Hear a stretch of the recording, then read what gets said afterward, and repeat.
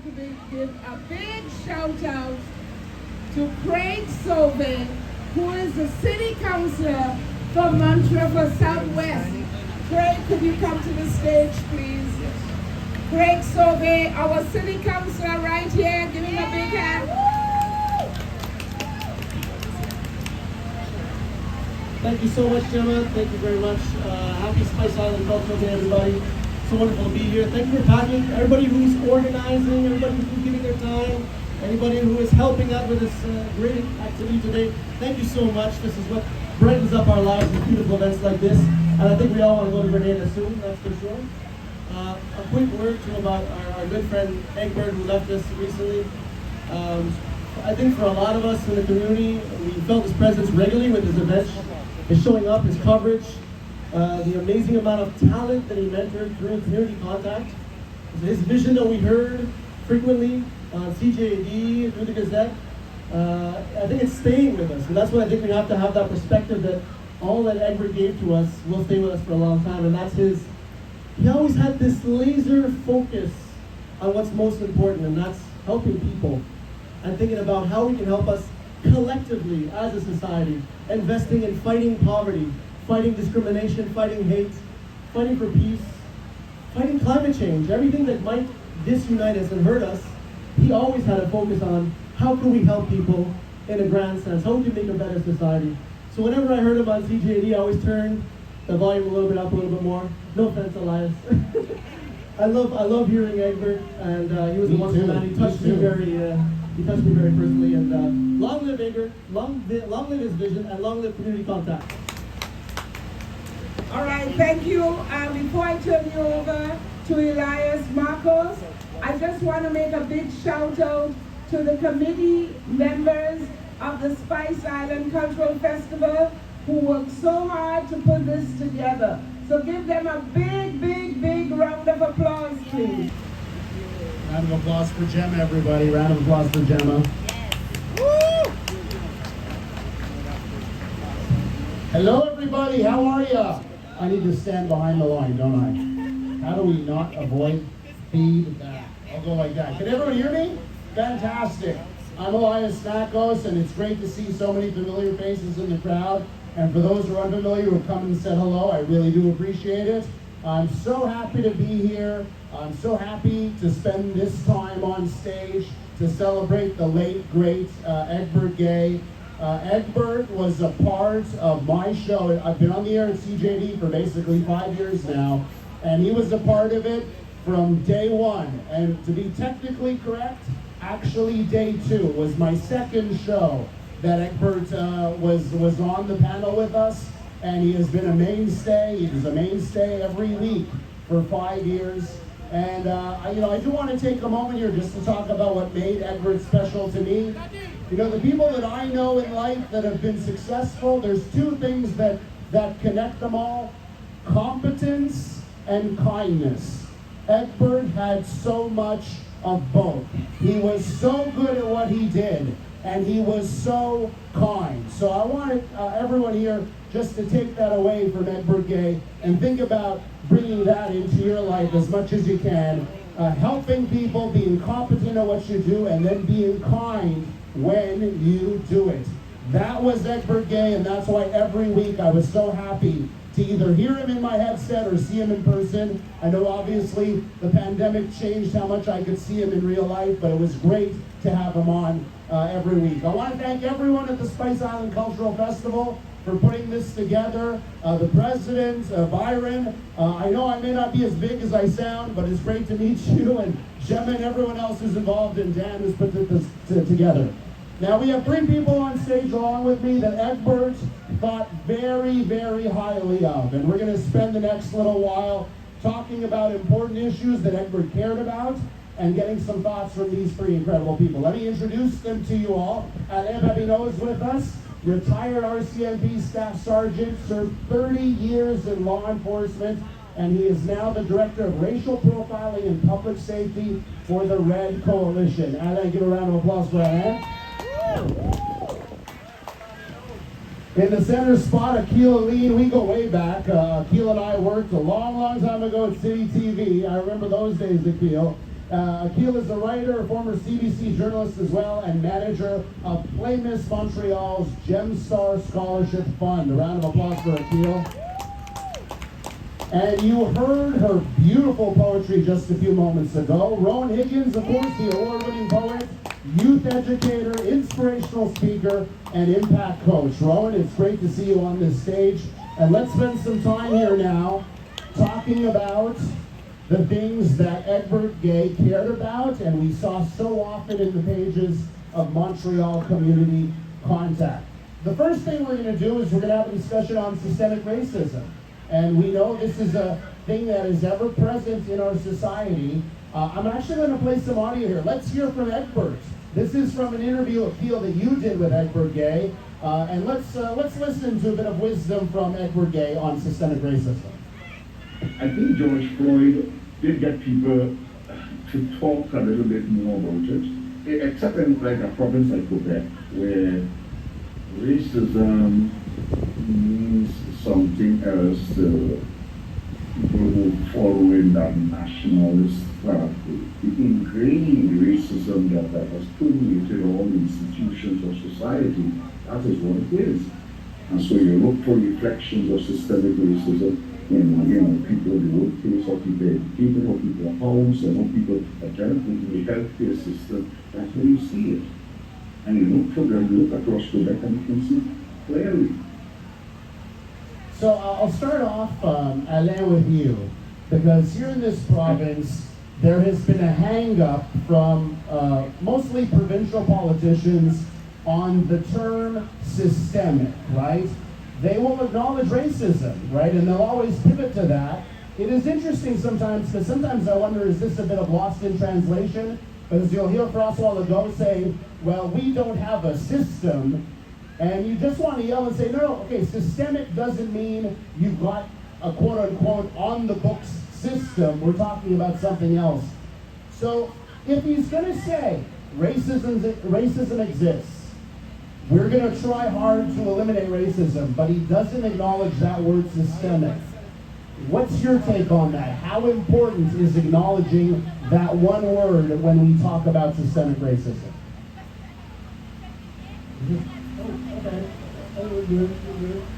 First of all, I want to say thank you very much to Gemma and Dan Delmore, and I'm going to say whatever I say today will be really to serve with love, because I used to call Egbert Sir.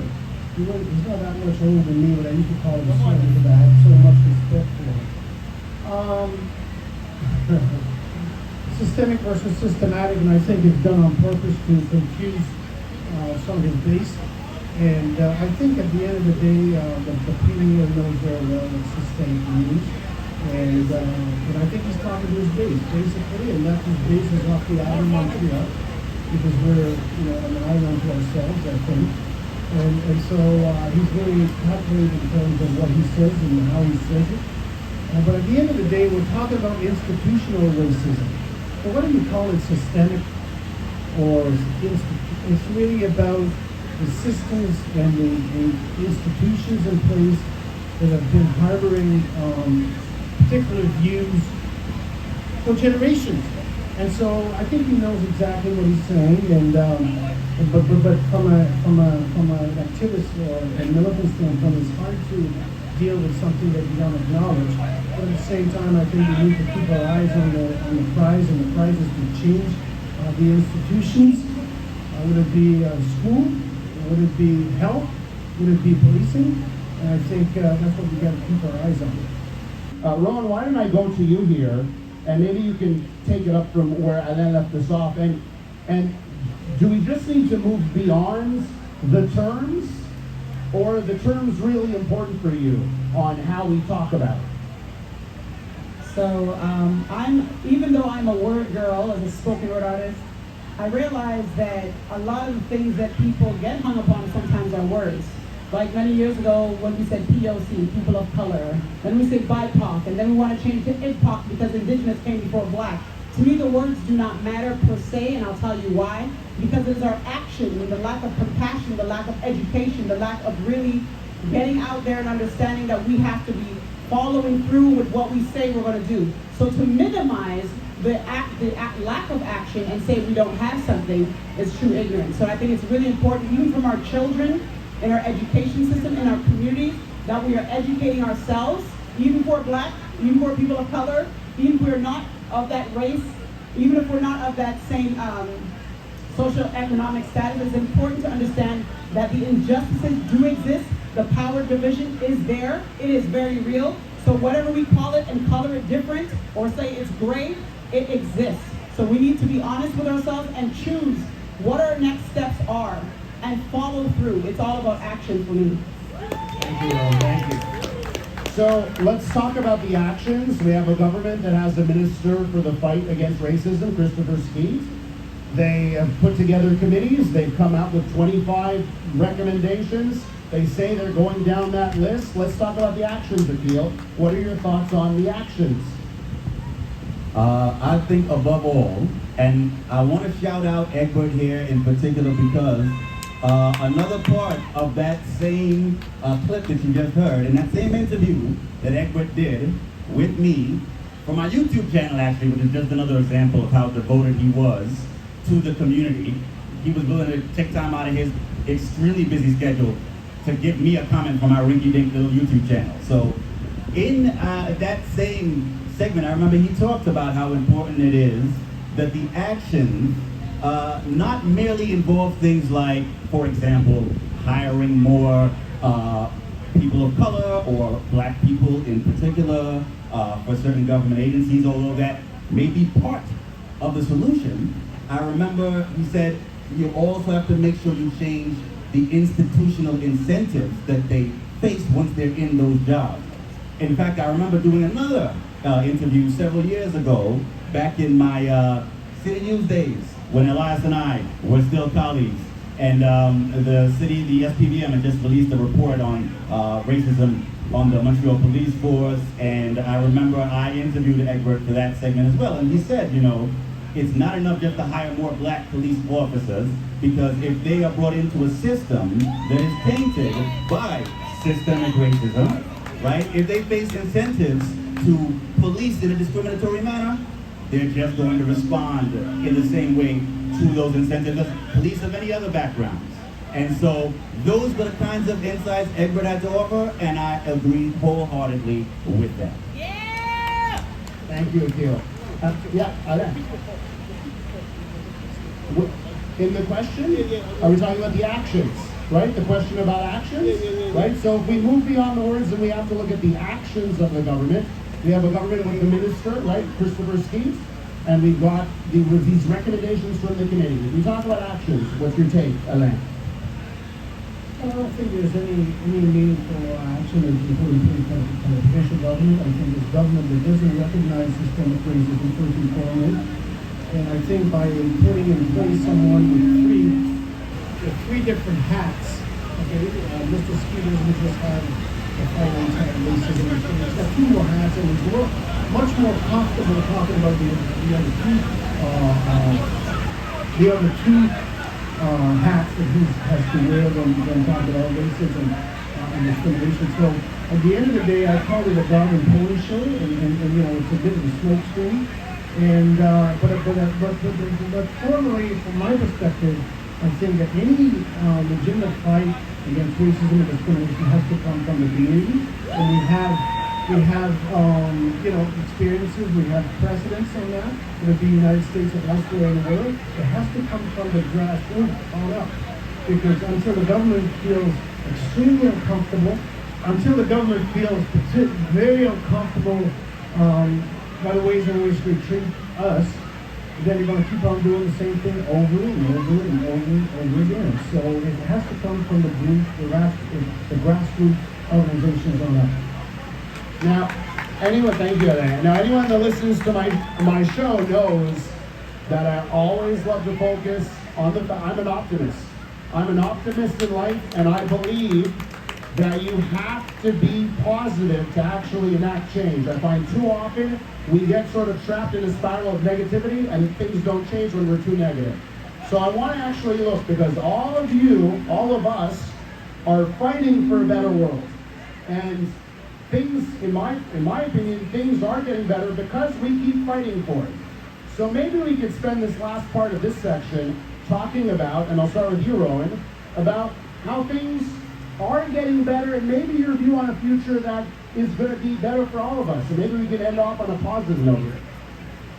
Well, definitely. I kind of touched a little bit on it, but I would say, especially as an educator, those of you who work on the front line, just really empowering people to know that they have the power, that they do have agency, that change starts with education at home, not just depending on the system, but really taking that power to the schools and the place and say, we need to educate our children. We are still, thankfully, in a country where they're not banning books, they're not banning certain things, but it's not to say it can't happen, so we gotta really make sure, like if those who get vaccinated, you inoculate the mind with the truth. Let them know that they are powerful, they are beautiful, they're amazing, they are majestic, right? They need to know that they can too make change, no matter how old you are, by speaking up, standing up for each other, and when you see an injustice, do not be a bystander. When you see that people are being opposed and suppressed, that you will stand up for them, but as a community and as a collective. Yes, I would agree that things are beginning to improve and continuing to improve. I want to echo Rowan's sentiments because obviously education is key, consciousness is key, and I think the fact that we're having these conversations as well as specific policy recommendations from the government is part of that improvement, part of that positive change, because that gives us opportunities to drill down into specific changes, policies that can be modified or introduced in order to change, like I said, the incentives that, for example, are faced by people in law enforcement, people in housing and the healthcare system. I believe housing is another one of the topics we're going to be tackling later on. So, you know, I do think that even, I don't know that we would have been having this conversation a quarter of a century ago. You know what I mean? Certainly not in this form. And I do think particularly since, you know, the murder of George Floyd 3 years ago and everything that's happened since then, I think a lot of folks who used to sort of breeze past the topic of systemic racism are starting to take it seriously, even if they might prefer not to in certain quarters. And I think that is not the beginning of the end, but the end of the beginning of that process. And Alain, just to end off, I'm going to end off with you here because, you know, I know how much work you've done, right? So to me, it's impossible for you to have put in as much work as you put in day out and things not to have improved. You're part of that. All of us are part of that, right? So let's talk about that as we wrap up this section. Well, I don't want to sound like is that the term Egbert down in? I've seen zero evidence that things have changed in a meaningful way in this province and this country. And the reason I'm saying this is very simple. Some of the cases, and I deal with issues of racism and discrimination from all spheres of this society, from schools, kids in school, and some of the kids in schools are dealing with the same type of stuff that I was dealing with 60 years ago. 50 years ago, I'm not going to use myself too much. But we're encountering the same kind of name-calling, the same kind of racial harassment, and the same kind of issues within the school system that I encountered when I was 10 or 12 years old. That's number one. Number two, in the workplace, some of the things that we encounter as an organization in terms of the racism and discrimination that we see in the workplace, whether it be in public service or in private sector, is such that I have seen zero evidence that things are improving. Now, having said that, and the same thing with policing, and I'm going to give a shout out to Tony, and I know where Cole's at, but he's been in this business for 40 years, fighting the good fight, bringing in cases after cases after cases after cases after cases. And here we are yesterday, we brought another case that could have been brought in 40 years ago. And so when you ask me whether things are improving, I'm not going to go along and say they are, because they're not. I have seen zero evidence of that. Now, that doesn't mean that we can stop and we can, you know, give up and think that it's always going to be that way, because guess what? And I don't know where everybody's coming from, but slavery, whether it be in North America, whether it be in the Caribbean, existed for a long time. And the slaves never knew that they were going to be freed one day. And they never gave up. They never give up fighting. They never give up denouncing resisting. So that's, for me, if there's some kind of improvement that I'd like to see, is our communities continually fighting and making sure that we hold the powers to be accountable, to be treated like human beings on a daily basis. But if you're going to tell me that things have improved, I have seen zero evidence of that. Thank you. So I'm going to keep it going just based on Alain's powerful statement. I'm not going to leave it there with what Alain just said, right? So let me bring it back to you guys. If there hasn't been improvement, are you guys going to keep looking, or do we need to look towards leaders? Do we need to look towards every single person here? If there hasn't been the improvement that we want, where do we look? Because maybe we've been looking too much at leaders, or we need to look somewhere else. Give your thoughts.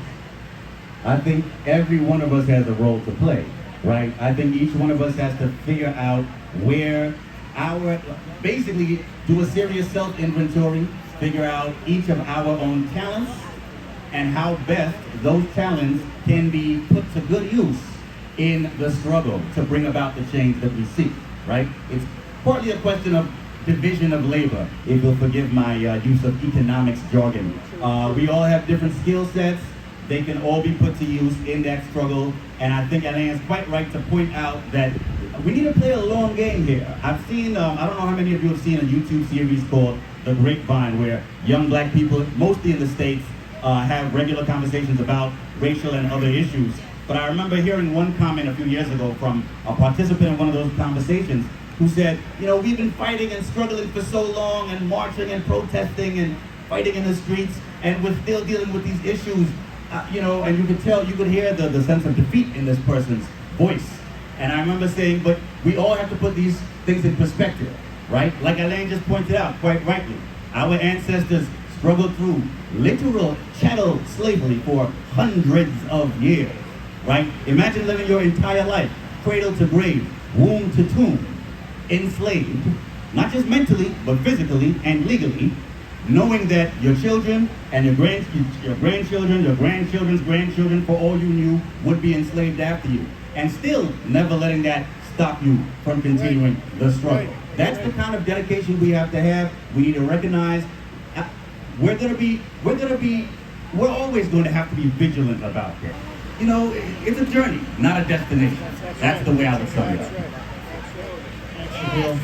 Rowan, where are you looking? Are you looking up top to Justin Trudeau? Are you looking out across the scene here? Where do you look? That's a big question. Well, I have to say, I've never flipped a burger. I've never worked in retail. The only people I've ever worked with is in street work, community, detention centers, and schools. I'm a crisis counselor, educated for so many years, and many of my youth, I see you right now, who are parents, which is wild. But I can always say I've never looked above. I'm grassroots all the way, I'm frontline. We have to, like I said before, start with our children, start with our youth.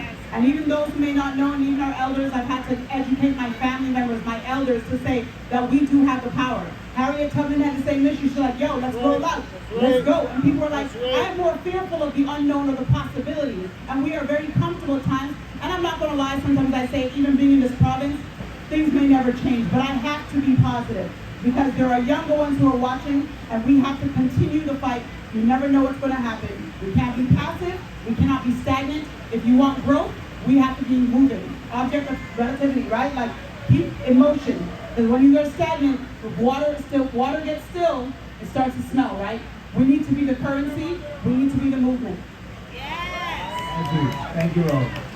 So let's move on to another subject that Egbert and I talked about a lot on my show, and that's immigration. And this has been such an issue here in Quebec. Of course, Quebec controls the vast majority of its immigration. I want you to listen here. This is a section from our program. This is Egbert and I in a conversation about how Quebec chooses its immigrants. And of course, language now is the #1 factor. Have a listen. It's not a cherry picking that we want to make immigration to be. Immigration should be something bigger than that, what it used to be. The movement of people from one country to another country for various reasons, not because they can speak a language. And so Justin Trudeau understands that. People want to move to Canada. Quebec is part of Canada. Allow Quebec to integrate the immigrants properly when they come here. If it's along the language lines, that's fine. But the thing we're going to choose 50,000 people basically because they can speak French, and they would come here into a society where they're still being targeted for all kinds of ugliness, include driving, include the way they find housing. Racism is still here, whether you can speak French or English, if you're black. So the thing is, we got to talk about proper integration. And we got to talk about bringing enough people, allow them to work, allow them to go to go to school and to build themselves. The immigrants are supposed to do. Not go and look for people who speak French and who can fit into a certain capacity. That's not what immigration is. That's called cherry picking. And rich countries have been doing that for so long, depleting important resources in poor countries. So allow immigration to be itself. And don't go and take the best of the certain society and bring them here and expose them to all kinds of ugliness. The voice of the late great Egbert Gaye there. Now you heard Egbert talk about cherry picking on immigration. So here's my first question of the panel. I'll start with you, Akil. Is it reasonable for Quebec to expect its immigrants to speak French? I do not think it is reasonable to expect all immigrants to be able to speak French right off the bat, or to have to learn it within 6 months, which I think is ridiculous. I do not think that is a reasonable expectation at all. Do I think that it makes sense for Quebec to encourage immigrants who speak French already to come here? Absolutely. I'm all in favor of preserving and promoting Quebec's distinct French-speaking character. But do I think it makes sense to say we're either only going to take in immigrants who already speak French, or we're only going to take in those who speak French and those who, or those who are able to learn the language in a mere 6 months?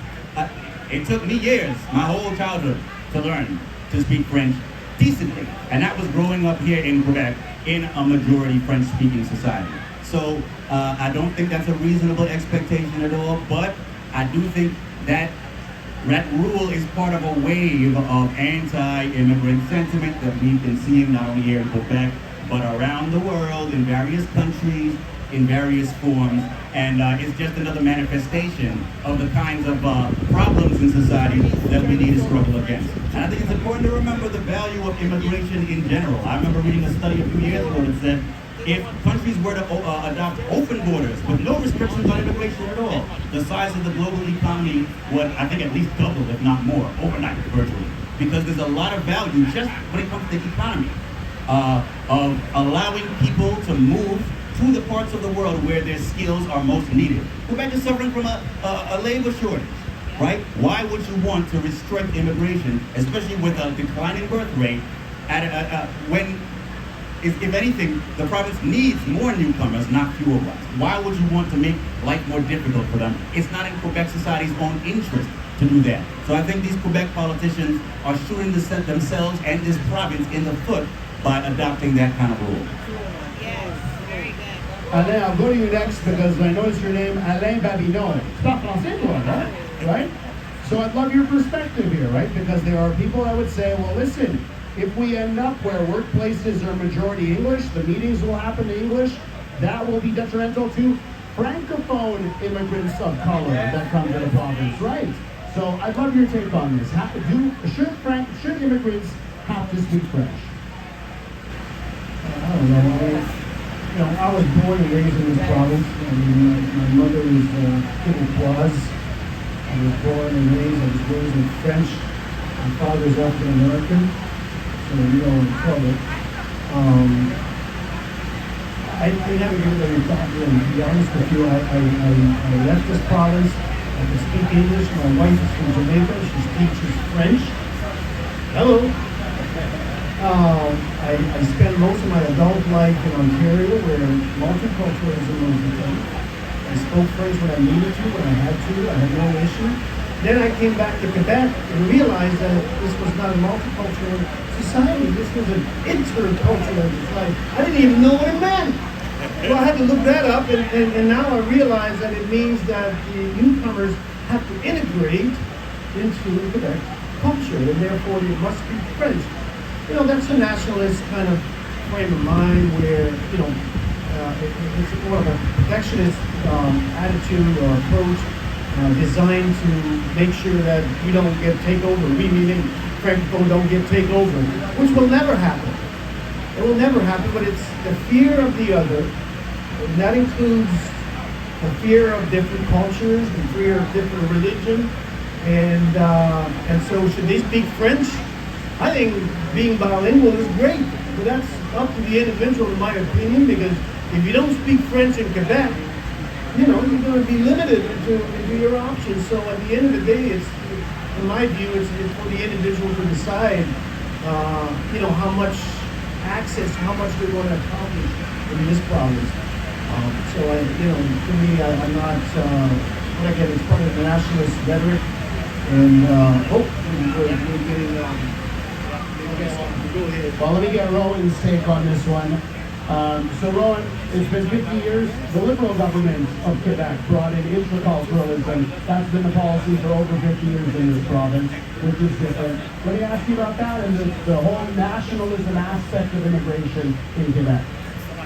Well, I just want to really branch off of there. Again, I guess from that educator perspective, as a parent as well, as from myself, I was born and raised, and I still do not feel that I fit in or I'm celebrated or validated in the room until I'm fully speaking French with a certain accent. Because there are many people who are Francophone, and they don't feel like you belong. So really, we have to focus again. It doesn't matter what situation we even cover, if you do not have an approach of compassion and not welcoming. If this event was not welcoming right now, right, we would not be here.